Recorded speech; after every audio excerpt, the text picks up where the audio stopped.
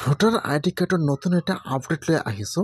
সেইটো আপডেট হ'ল যদি আপোনালোকে নতুনকৈ ভোটাৰ আইডি কাৰ্ড এপ্লিকেশ্যন কৰিছে, আপোনালোকে এতিয়াও PVC ভোটাৰ আইডি কাৰ্ডটো পোৱা নাই, অথবা আপোনালোকৰ ভোটাৰ আইডি কাৰ্ডটো হেৰুৱাই গৈছে বা নষ্ট হৈ গৈছে, এতিয়া কিন্তু আপোনালোকে আপোনাৰ ডিজিটেল ভোটাৰ আইডি কাৰ্ডটো আপোনালোকে আপোনাৰ নিজৰ মোবাইলৰ পৰা ডাউনলোড কৰিব পাৰিব। যদি আপোনালোকৰ আই কাৰ্ডটো হেৰুৱাই গৈছে বা নষ্ট হৈ গৈছে, কেনেকৈ আপোনালোকে এতিয়া ডিজিটেল PVC ভোটাৰ আইডি কাৰ্ডটো আপোনালোকে আপোনাৰ নিজৰ মোবাইলৰ পৰা ডাউনলোড কৰিব। মই আছে এইটো ভিডিঅ'ত আপোনালোকক A to Z সম্পূৰ্ণ প্ৰচেছ ষ্টেপ বাই ষ্টেপ দেখুৱাই দি আছোঁ। যদি আপোনালোকে নতুনকৈ ভোটাৰ আইডি কাৰ্ড আবেদন কৰিছে, আপোনালোকে এতিয়াও ভোটাৰ আইডি কাৰ্ডটো পোৱা নাই, কেনেকৈ আপোনালোকে PVC ভোটাৰ আইডি কাৰ্ডটো ডাউনলোড কৰিব চাই লওক। এতিয়া আপোনালোকে ফাৰ্ষ্ট এইটো অপশ্যনত আহি যাব NVSP অফিচিয়েল অপশ্যনত। মই কিন্তু আপোনাৰ সুবিধাৰ কাৰণে অপশ্যনৰ লিংকটো মোৰ ডিছক্ৰিপশ্যনত দি দিছোঁ। আপোনালোকে ডাইৰেক্ট ক্লিক কৰি ফাৰ্ষ্ট এইটো অপশ্যনত আহি যাব। অহাৰ পিছত আপোনালোকে ফাৰ্ষ্ট ইয়াত আপোনাৰ ব্ৰাউজাৰটো ডেস্কটপ ছাইড কৰি ল'ব। এতিয়া আপোনাৰ ওচৰত এইটো অফিচিয়েল ৱেবছাইট অপেন হৈ যাব এনেকুৱাকৈ। এতিয়া আপোনালোকে ইয়াত চাব, ইয়াত যিটো বহুতো অপশ্যনৰ লিংক দিয়া আছে, ওপৰত চাব দুটা অপশ্যন দিয়া আছে। এতিয়া ইয়াত চাব দুটা অপশ্যন দিয়া আছে, লগইন এণ্ড চাইন আপ। এতিয়া আপোনালোকে লগইনৰ ওপৰত ক্লিক কৰিব লাগিব। এতিয়া আপোনালোকে এইটো অপশ্যনত আহি ইয়াত চাব দিয়া আছে 1 নম্বৰত এই লগইনৰ অপশ্যন দিয়া আছে। এতিয়া আপোনালোকে লগইনৰ ওপৰত ক্লিক কৰিব। যেতিয়া আপোনালোকে লগইনৰ ওপৰত ক্লিক কৰিব, এতিয়া কিন্তু আপোনাৰ ওচৰত ইয়াত আৰু এটা নিউ পেজ অপেন হৈ যাব এনেকুৱাকৈ। ইয়াত চাব দিয়া আছে মোবাইল নম্বৰ, ইমেইল ID বা ভোটাৰ আইডি কাৰ্ড নম্বৰ। এতিয়া যিটো আপোনালোকে ইউজাৰ ID বনাইছিল, ইয়াত আপোনালোকে ইয়াত আপোনাৰ মোবাইল নম্বৰটো বহাই দিব। ইয়াত চাব দিয়া আছে মোবাইল নম্বৰ বা ইমেইল ID বহাই দিব। ইয়াত আপোনাৰ মোবাইল নম্বৰটো বহাই দিব আৰু তলত যিটো কেপচা আহি যাব, কেপচাটো বহাই দিব। মোবাইল নম্বৰ আৰু কেপচাটো বহাই দিব। তাৰপিছত আপোনালোকে এতিয়া ৰিকুৱেষ্ট OTPত ক্লিক কৰিব। এতিয়া আপোনাৰ মোবাইলত OTP আহি যাব। ইয়াত আপোনালোকে OTPটো বহাই দি ভেৰিফাই এণ্ড লগইনৰ ওপৰত ক্লিক কৰিব। এতিয়া আপোনাৰ ওচৰত হোম পেজটো অপেন হৈ যাব এনেকুৱাকৈ। এতিয়া আপোনালোকে অলপমান তলত আহি যাব। তলত অহাৰ পিছত ইয়াত চাব, ইয়াত কিন্তু বহুতো ৱেবছাইট অপেন হৈ যাব এনেকুৱাকৈ। আৰু অলপমান তলত আহি যাব, ইয়াত চাব দিয়া আছে ePIC ডাউনলোড।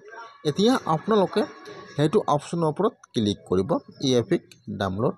যেতিয়া আপোনালোকে সেইটো অপশ্যনৰ ওপৰত ক্লিক কৰিব, এতিয়া আপোনাৰ ওচৰত আৰু এটা নিউ পেজ আহি যাব এনেকুৱাকৈ। ইয়াত চাব, ইয়াত দুটা অপশ্যন আহি যাব। ফাৰ্ষ্ট আহি যাব ePIC নম্বৰ, 2 নম্বৰত আহি যাব ফৰ্ম ৰেফাৰেঞ্চ নম্বৰ। যদি আপোনালোকৰ আগৰ ভোটাৰ আইডি কাৰ্ড আছে, আপোনাৰ ভোটাৰ আইডি কাৰ্ডটো পুৰণাকৈ নষ্ট হৈ গৈছে, তেনেহ'লে আপোনালোকে ইয়াৰ পৰা 1 নম্বৰ অপশ্যন ছিলেক্ট কৰি লৈ ল'ব ePIC নম্বৰ। আৰু যদি আপোনালোকে নতুনকৈ ভোটাৰ আইডি কাৰ্ড এপ্লাই কৰিছে, আপোনালোকে এতিয়া ভোটাৰ আইডি কাৰ্ডটো পোৱা নাই, তেনেহ'লে আপোনালোকে 2 নম্বৰ অপশ্যন ছিলেক্ট কৰিব, ফৰ্ম ৰেফাৰেঞ্চ নম্বৰ ছিলেক্ট কৰিব। এতিয়া ইয়াত চাব দিয়া আছে ইণ্টাৰ ৰেফাৰেঞ্চ নম্বৰ বা ইণ্টাৰ ePIC নম্বৰ। যিহেতু মোৰ আগৰ ভোটাৰ আইডি কাৰ্ড আছে বা নষ্ট হৈ গৈছে, পুৰণা হৈ গৈছে, সেইকাৰণে মই নতুন ভোটাৰ আইডি কাৰ্ড ডাউনলোড কৰিম। ইয়াৰ পৰা মই ছেট কৰিছোঁ ePIC নম্বৰ। ইয়াত আপোনাৰ ভোটাৰ আইডি কাৰ্ড নম্বৰটো বহাই দিব। ষ্টেট নাম আছাম ছিলেক্ট কৰি লৈ ল'ব। তাৰপিছত আপোনালোকে এতিয়া চাৰ্চৰ ওপৰত ক্লিক কৰিব।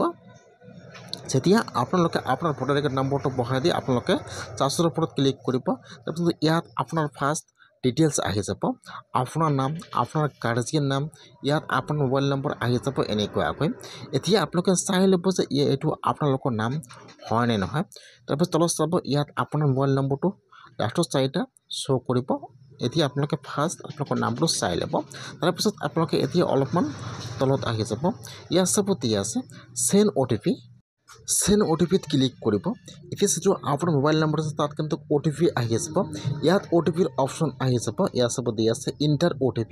এতিয়া আপোনালোকে ইয়াত OTPটো বহাই দিব। যিটো OTP আহি যাব, ইয়াত OTPটো বহাই দিব। OTPটো বহাই দি আপোনালোকে এতিয়া ভেৰিফাই OTPৰ ওপৰত ক্লিক কৰিব। ইয়াত দেখুৱাই দিব ভেৰিফাই OTP ছাকচেছফুল। ইয়াত দেখুৱাই দিব ভেৰিফাই OTP ছাকচেছফুল। তলত চাব দিয়া আছে ডাউনলোড ePIC। এতিয়া আপোনালোকে ডাউনলোডৰ ওপৰত ক্লিক কৰিব। যেতিয়া আপোনালোকে ডাউনলোডৰ ওপৰত ক্লিক কৰিব, লগে কিন্তু আপোনাৰ মোবাইলত আপোনাৰ নতুন PVC ভোটাৰ আইডি কাৰ্ডটো ডাউনলোড হৈ যাব এনেকুৱাকৈ। এতিয়া আপোনালোকে আপোনাৰ ডাউনলোড ফাইলটো অপেন কৰিব। ইয়াত চাব, ইয়াত আপোনাৰ নতুন PVC ভোটাৰ আইডি কাৰ্ডটো ডাউনলোড হৈ গৈছে এনেকুৱাকৈ, PDF ডাউনলোড হৈ যাব।